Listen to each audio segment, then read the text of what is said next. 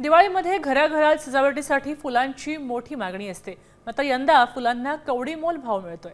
त्यामुळे निराश शेतकऱ्यांनी फुलं रस्त्यावर फेकली आहेत। पण इथे फुकट फुलं असल्याचे कळताच नागरिकांनी झुंबड घेतली उडालेली आहे।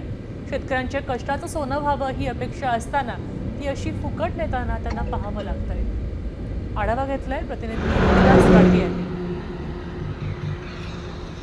दिवाळीच्या सणामध्ये फुलांचं एक वेगळं महत्त्व असतं। हिंदू धर्मामध्ये घरातली पूजा आणि घरातला सजावटीचा कार्यक्रम फुलांनी केला जातो।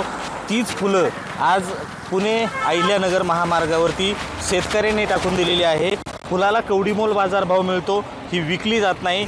त्यामुळे शेतकरी कुठेतरी ही फुलं आता फेकून देऊन घरी निघून गेलेले आहे। मात्र सध्या या महामार्गावरून जाणारे नागरिक जे आहेत ते ही फुलं गोळा करून आपल्या दिवाळी सणाला घेऊन जाताना या ठिकाणी पाहायला मिळत आहेत। खरं तर ही फुकट फुलं मिळत आहेत, त्यामुळे मोठ्या संख्येने शेतकरी अगदी पोतीच्या पोती भरून घेऊन जाताना या ठिकाणी दिसत आहेत। मात्र ही नेत असताना शेतकऱ्याच्या घामातून तयार झालेली ही फुलं कुठंतरी आज रस्त्यावर फेकली जात आहेत।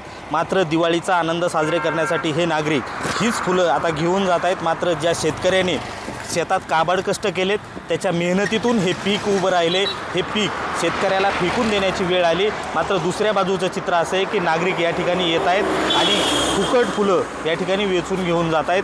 रोहिदास गाडगे, साम टीव्ही न्यूज, सणसवाडी, पुणे। आता isakal.com आहे देशातील नंबर 1 ची मराठी न्यूज वेबसाईट। प्रत्येक अपडेटसाठी isakal.com ला नक्की भेट द्या।